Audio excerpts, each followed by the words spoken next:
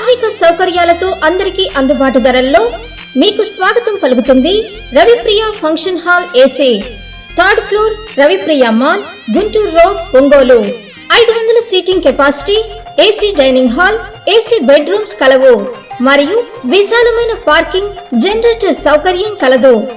వివాహాది శుభకార్యాలకు, నిశ్చితార్థం, ఓణీల ఫంక్షన్, పంచల function, birthday parties, office meetings మొదలగు అన్ని రకాల పార్టీలకు, ఫంక్షన్స్ కు చక్కని వేదిక Ravipriya function hall AC.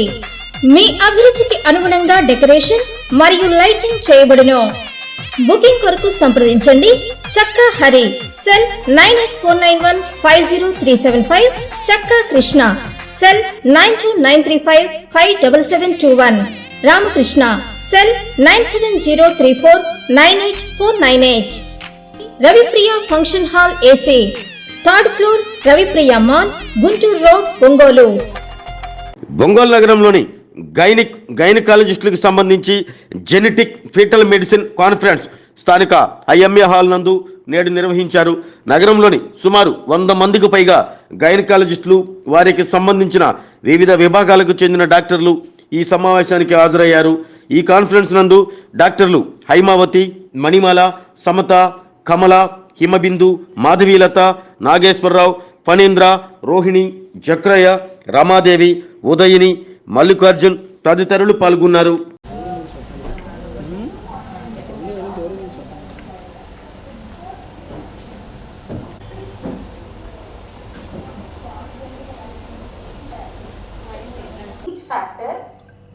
So this is where it helps us a lot. Right? So now, so this performance of screening, as I have told you, is nearly 90% in early preeclampsia and 75% in preterm. Fine. So okay, fine, we got the result. Now let's say the woman is predisposed. So what can we do? Is the next very important next predisposed with preeclampsia. So what can we do? So the answer is given by this trial. This is called ASPIRIN screening and randomized patient treatment with aspirin. It's an evidence-based preeclampsia prevention study, and this reduces the preterm PE by about 60%.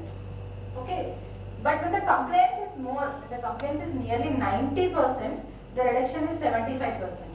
So we are catching all and preventing all the complications. Okay. So this is a very good number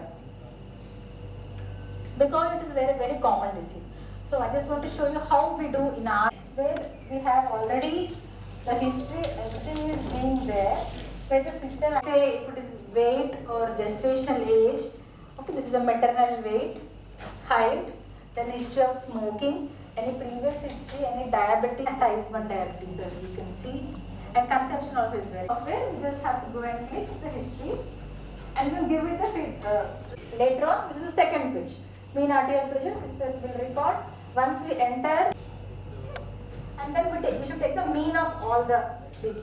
And this we should, the software itself will convert into MOMS.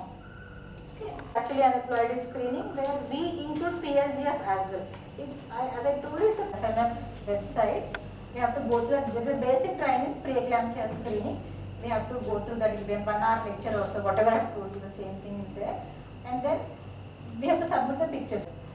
In that software, they give a software. In that software, we can do all this. Then when we put all the values, it will straight away give us the result. Okay, see like now here, within the aneuploidy risk, they have even given preeclampsia before 37 weeks is so much, 1 in 886. That means it is very low. So this way doesn't need any aspirin. Although maybe you must have seen she had diabetes as well, but still, like previous 2 abortions are there. Now we want to know why abortion. So full profile. Now sir will be discussing it. If APGAR tests positive, forget about preeclampsia. I'm worried about mother because of strokes. Yeah, that's true. That's why we completely send the patient first to the medical department to assess the disease first. Like she can have renal failure, she can have some other thing. So we need that assessment first. Okay, sir, because we can put some cyclophosphamide or steroids we can give her to prevent such things. So first patient assessment should be done. by history, by clinician. That is the first thing. This comes secondary. If patient has one episode of preeclampsia, Oh. we definitely test for APLA. Is it correct or should we have to wait for multiple? One episode of preeclampsia, we test for APLA. APLA, there are clear-cut guidelines for us actually. There are 3 first clear-cut guidelines to test for APLA. Preeclampsia I'm talking about.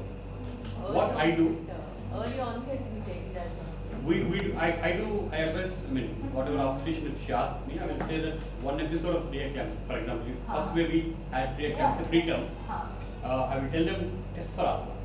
SLE usually they present with nephritis they will have, systemic lupus erythematosus. Yeah, that's what. Then we have the history. Yeah, there is right? a history. I'm not telling about SLE, I'm talking about APLA. APLA is the one because pregnancy is proteinous blood coagulating disorder. Yes. They will present in pregnancy or over a period of when they are sitting for a longer time. Suddenly they will get strokes, myocardial infarctions like that. So usually in recurrent pregnancy loss we do it. Yes. But preeclampsia, first time itself we advise in some of the Western countries, why don't you test for it? What is the chance of a mother getting strokes or in preeclampsia? I think that's very... No. Preeclampsia, no. That's APLA, I'm talking about APLA. Oh. APLA I'm talking, I'm not talking about preeclampsia. When preeclampsia is very severe, we need to have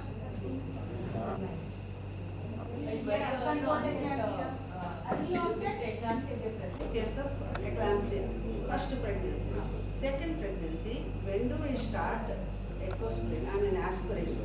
In first trimester itself or the starting of second trimester? first trimester, that's what it is. 14 to 16 weeks before, if we start, only then we can reap all these benefits. Beyond 16 weeks, there is actually no point in starting it. It doesn't benefit much. It doesn't benefit No, much. madam. My question is, I know, madam. What I'm asking is before that they come. Yes, we can start. మేము CME organise చేయడం జరిగిందండి. CME దేని మీద అంటే pregnant లేడీస్కి ఏ screening అంటే ఏ పరీక్షలు చేయించాలి మెయిన్గా స్కాన్ కంటే కూడా ముఖ్యంగా జెనెటిక్ పరీక్షలు జన్యుపరమైన ప్రాబ్లమ్స్ లేకుండా ఉండాలి అంటే ఏమేమి పరీక్షలు చేయించాలి, ఒకవేళ చేపిస్తే దాన్ని నెక్స్ట్ ఏం చేయాలి, నెక్స్ట్ ఏ ఇన్వెస్టిగేషన్ చేయించాలి, ఆ ఇన్వెస్టిగేషన్స్ రిస్క్ ఎంత ఉంటుంది, తర్వాత ఉమ్మనీరు పరీక్ష దాని గురించి, లేదు ఉమ్మనీరు పరీక్షకి ఆల్టర్నేటివ్గా ఎన్ఐపిటి అనే టెస్ట్, అది ఒక కైండ్ ఆఫ్ జెనెటిక్ టెస్ట్. ఇవన్నీ చేపిస్తే ఏమవుతుందంటే ప్రెగ్నెన్సీ అవుట్కమ్ బాగా కరెక్ట్గా ఉంటుందండి. తక్కువ కాంప్లికేషన్ లేదు అని అనడానికి లేదు, కానీ ఎంతో కొంత కాంప్లికేషన్ ఉంటుంది హై రిస్క్ ఉండే వాళ్ళకి. సో కాంప్లికేషన్ తగ్గించడానికి ఛాన్స్ ఉంటుంది. ముందే బీపీ వస్తుంది అని ముందే ఇట్లాంటివి ఇప్పుడు కొత్తగా టెస్ట్లు వచ్చినాయి ఒక 3-4 ఇయర్స్ నుంచి, అవన్నీ మేము ఇంప్లిమెంట్ చేస్తున్నాము. దానివల్ల 100 మందికి బీపీ వస్తుంటే ఇప్పుడు ప్రాపర్గా ఎవాల్యుయేట్ చేసి మెడిసిన్స్ అవి ఇవి పెట్టడం వల్ల, ఆస్పిరిన్ అనే డ్రగ్ అటువంటివి పెట్టడం వల్ల ఆల్మోస్ట్ 90%కి రాకుండా చేస్తున్నాము. ఒకవేళ వచ్చినా కూడా సివియారిటీ తక్కువలో ఉంటుంది. సో ఇవన్నీ కూడా మేము ఆస్పిరిన్ ఒక్కటే అంటే బీపీ ఒక్కటే కాకుండా మిగతా అసలు ఏమేమి చేయించుకోవాలి ప్రెగ్నెంట్ లేడీస్ అంటే బిడ్డ ఆరోగ్యంగా పుట్టాలంటే వాళ్ళు ఏ టెస్టులు చేయించుకుంటే సరిపోతుంది, ఇంకోటి మేనరికంతో ఉండేవాళ్ళు ఏ టెస్టులు చేయించుకోవాలి, ఇవన్నీ చేయించుకుంటే ఏమవుతుందంటే ముందే మనం జన్యుపరమైన ప్రాబ్లమ్స్ ఏమైనా ఉంటే ముందే మనం కనుక్కొని స్కాన్లో ప్లస్ ఉమ్మనీరు పరీక్ష కానీ మాయ పరీక్ష కానీ తీయడం వల్ల మనకి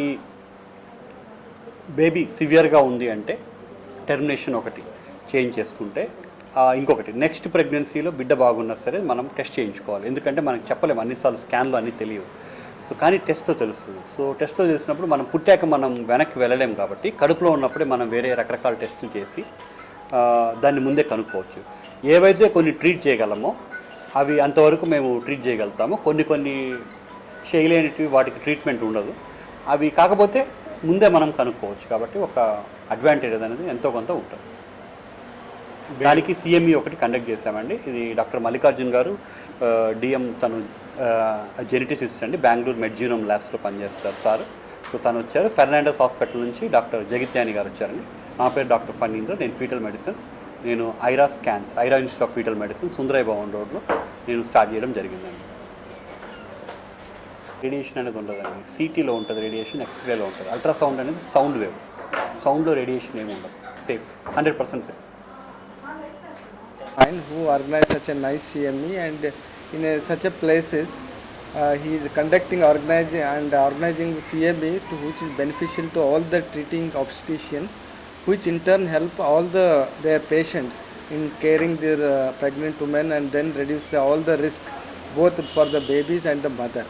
and Dr. Fanindra is very keen and is very trained in various parts of India as well as abroad, and he is he's skillfully and he manages all the pregnant ladies coming with high risk pregnancies and how to manage all these risk pregnancies, and even this prenatal testing, means testing the babies even before they born, so that some intervention is required or any better outcome can be done in those pregnancies, can be well managed even in places like Ongole, and I hope his service will be beneficial to all the people around here.